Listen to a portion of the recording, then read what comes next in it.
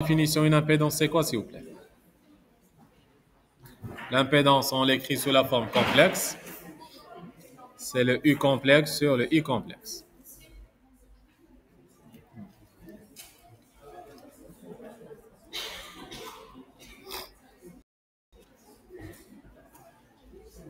C'est bon?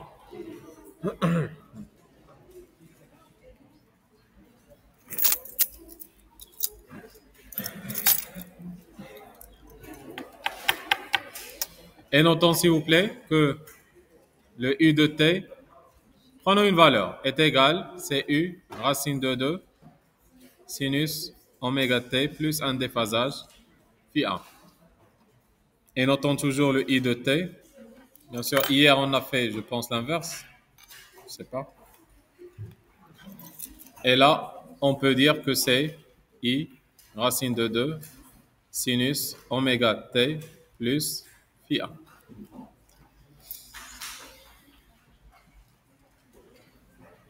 Alors, qu'est-ce qu'on sait ici? Que si vous avez peut-être la relation qui va lier pour la résistance, je vais refaire la résistance aussi.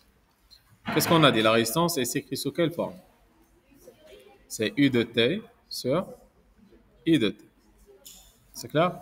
En format temporel. Dans ce cas, à partir de là, on peut dire que le U de T, ce n'est que R fois I de T. Bien sûr, l'impédance, n'oubliez pas que son unité, c'est ohm, parce que c'est volt sur ampère. Si je vais remplacer les valeurs, ça sera U racine de 2 sinus oméga T plus phi 2 est égal RI racine de 2 sinus oméga T plus phi 1.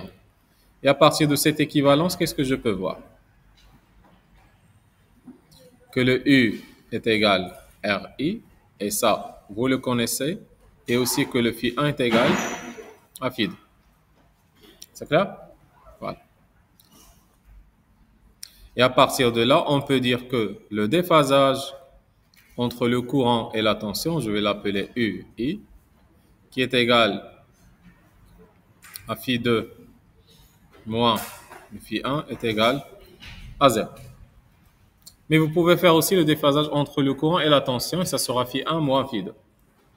Ça dépend de la référence, qu'est-ce que vous avez pris, d'accord? C'est la référence qui vous spécifie tout seul. Et dans ce cas, le Z, ça sera quoi? On a déjà dit que une tension sinusoïdale peut être le U de T. Comment il peut s'écrire sous la forme complexe? Je prends la valeur efficace, ou bien sa valeur efficace, fois l'exponentielle J sans déphasage. Et le I de T, comment il peut s'écrire en complexe? C'est sa valeur efficace, exponentielle J, sans déphasage par rapport à l'origine. Et à partir de là, je peux écrire, ça sera U exponentielle J phi 2 sur I exponentielle J phi 1. Et c'est quoi le U? C'est le R I sur I. Et c'est quoi le phi? Exponentielle J phi 1 sur exponentielle J phi 1, parce que phi 1 est égal à phi 2. Ce terme il va se simplifier. Ces deux termes vont se simplifier. Ainsi, le Z, ça sera le R. Ce qui fait pour une résistance, le Z sera toujours le R. Et si on veut les représenter sous la forme de Fresnel, c'est clair? Comment ils vont être? Si celle-là, c'est le U, ben le U sera exactement sur le même vecteur. Il n'y a pas un angle entre les deux. C'est clair? Voilà. Autrement dit, que si votre signal de U, le U, elle est sinusoïdale comme ça. Ça, c'est le U de T. Comment il sera le I de T? Il sera comme ça. Il passe par les mêmes points. Parce que le I, c'est quoi? C'est U sur R. Et là, je vais considérer le R comme supérieur à 1 pour vous donner une amplitude inférieure à U. C'est clair? Ce signal que vous avez ici, c'est le I de t.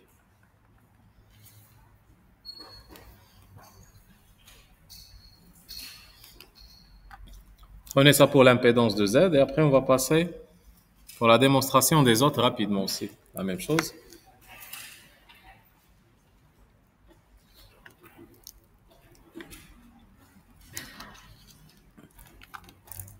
À partir de cette valeur complexe ou bien cette représentation complexe, je peux calculer son argument. C'est quoi l'argument de quelque chose réel? Non, l'argument, c'est 0. Ce qui fait l'angle entre le courant et la tension, ça sera 0. C'est clair ici? Si vous faites ici, vous venez ici, vous faites l'argument de Z, ça vous donne 0 ici. Et l'argument, c'est quoi? L'argument, c'est quoi? Le déphasage entre la tension et le courant.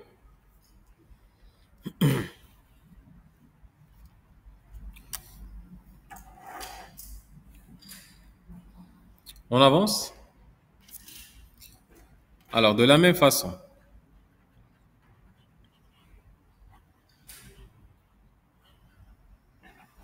supposons que maintenant on a une bobine.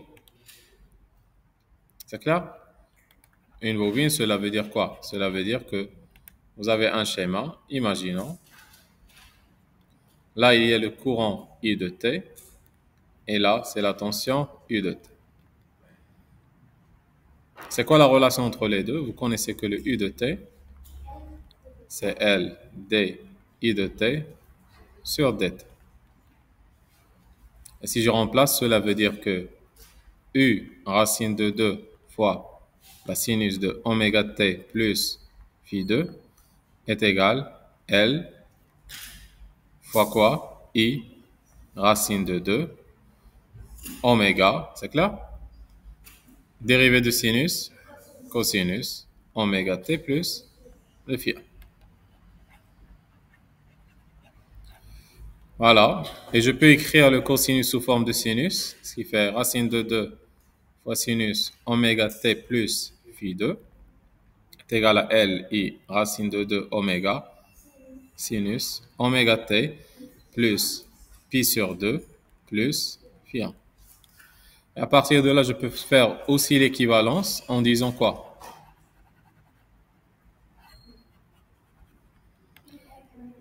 Ça, avec ça, ça va disparaître. Le U, c'est quoi? C'est le L, I, oméga. Et le phi 2, c'est pi sur 2 plus phi 1. Et de la même façon, essayons d'appliquer ça sur la valeur de Z. Dans ce cas, le Z, qui est le U sur le I, en complexe, ça sera U exponentielle J phi 2 sur I exponentielle J phi 1. On remplace chacune par sa valeur. C'est quoi le U? C'est L, I, oméga sur I exponentielle J phi 1. Et c'est quoi le phi 2? C'est exponentielle J pi sur 2 plus phi 1. Qui peut s'écrire sous quelle forme? Maintenant, le I avec le I, qu'est-ce qui vous reste? L oméga exponentielle de J pi sur 2 fois l'exponentielle J phi 1 sur exponentielle J phi 1. Ça va se disparaître. Et cette valeur, comment il s'écrit? Vous voyez, vous pouvez le faire comme ça. Si vous ne le voyez pas, je vais le développer. Ça sera cosinus pi sur 2 plus J sinus pi sur 2. Et ça sera J. Ce qui fait le Z, L, c'est J, L, oméga. Et on a dit que ça, c'est une formule vraiment à mémoriser. Et rappelez toujours que le exponentiel x, c'est cos x plus, ou bien jx plutôt, plus j sinus x.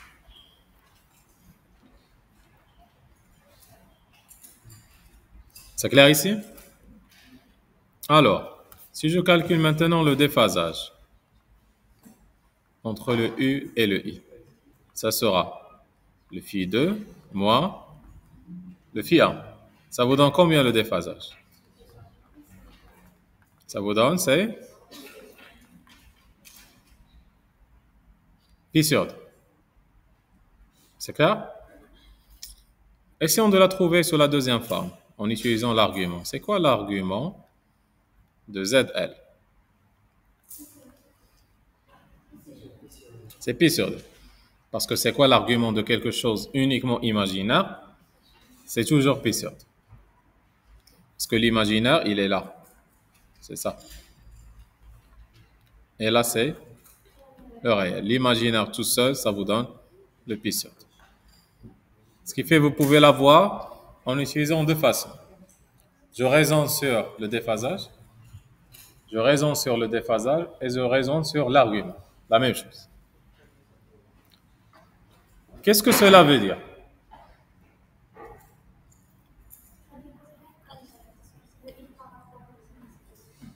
Qui est en avance par rapport à l'autre?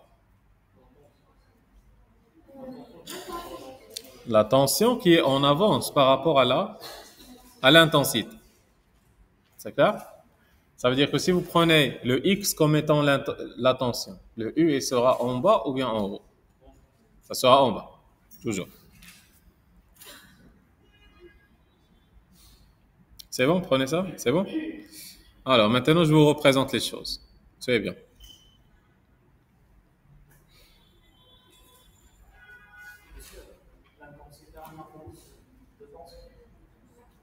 Là, lynx, je vous explique.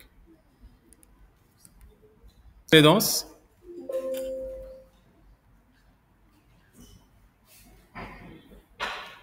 Allez, est-ce qu'on va être plus clair? Parce que vous connaissez le condensateur. Si vous avez un condensateur,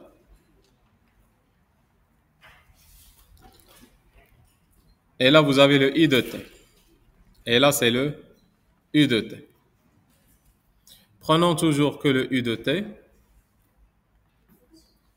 c'est U racine de 2 sinus oméga T plus phi 2. Et toujours le I de T, on va la prendre comme étant I racine de 2 sinus oméga T plus phi 1. C'est bon ici? Alors, c'est quoi la relation qui va lier le fonctionnement du condensateur par rapport à lorsque je dis c'est quoi la fonction caractéristique, toujours, on a dit, les fonctions caractéristiques, c'est courant en fonction de la tension. Vous avez fait les diodes, je pense. C'est quoi la caractéristique d'une diode? C'est la tension VAK par rapport au courant qui passe par cette diode. Si cette courbe, elle est linéaire, on dit que c'est un composant linéaire. Si cette courbe, elle est non linéaire, on dit que ce composant, il est non linéaire. C'est bon? C'est quoi la relation entre les deux? Vous connaissez que le I de T, c'est quoi? C'est du de T sur... On connaît celle-là.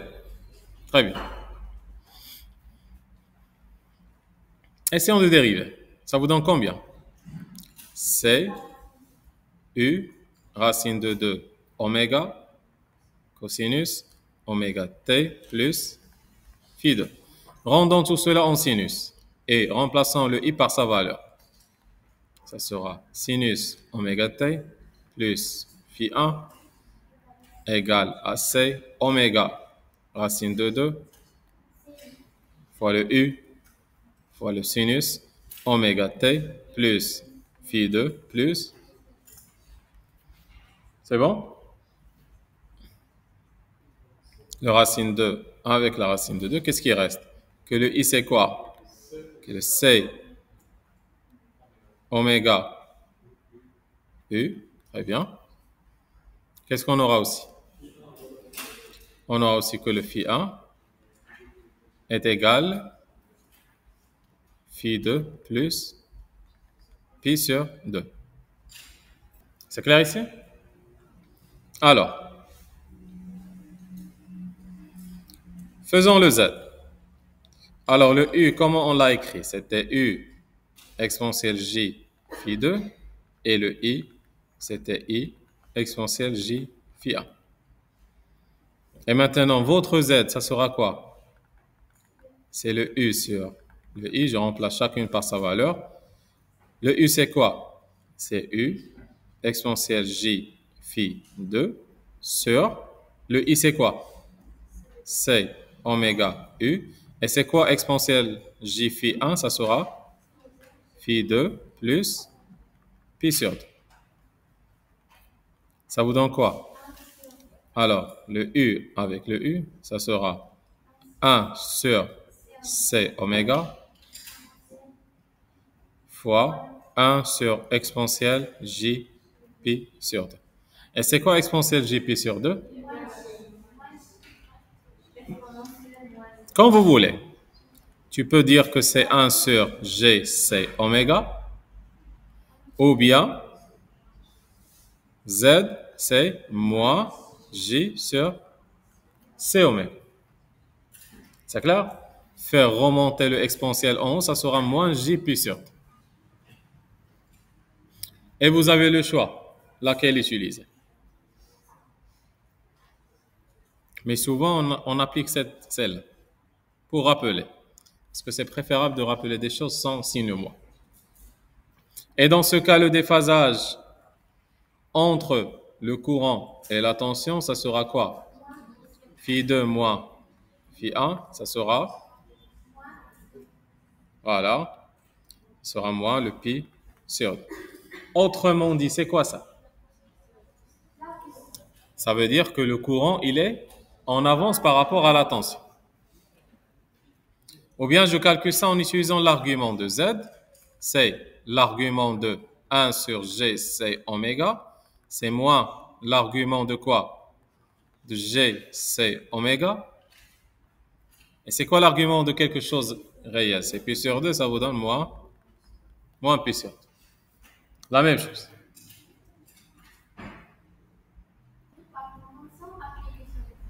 Ok, j'efface ça et je vous explique. C'est clair ici? Alors, qu'est-ce qu'on peut dire? Que si vous considérez la tension comme étant la référence, le courant il sera où? Voilà. Le courant IC, rappelez bien, il sera toujours en haut. C'est clair? Et le courant IL, il sera où? On a dit? En bas. Et le courant IR, il sera où? Avec. Et ça, vous pouvez rappeler ce schéma pour ne jamais les oublier. Parce que ici, j'ai considéré le U comme étant la référence des choses.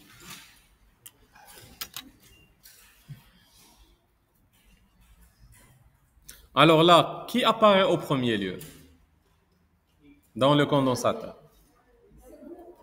C'est le I. Parce qu'on a dit c'est le I qui est en avance par rapport à U. C'est clair? Alors pourquoi? Je vous explique. Je peux effacer? Si vous avez un condensateur, suivez bien. Je vais effacer. Si vous avez un condensateur et vous avez un interrupteur et là, un générateur. Et je vais représenter la tension au bord du condensateur UC de T en fonction du temps. Et supposons que le condensateur il est vide. Comment il sera le schéma? Ça sera comme ça jusqu'au quoi? Jusqu'au E. Si je dis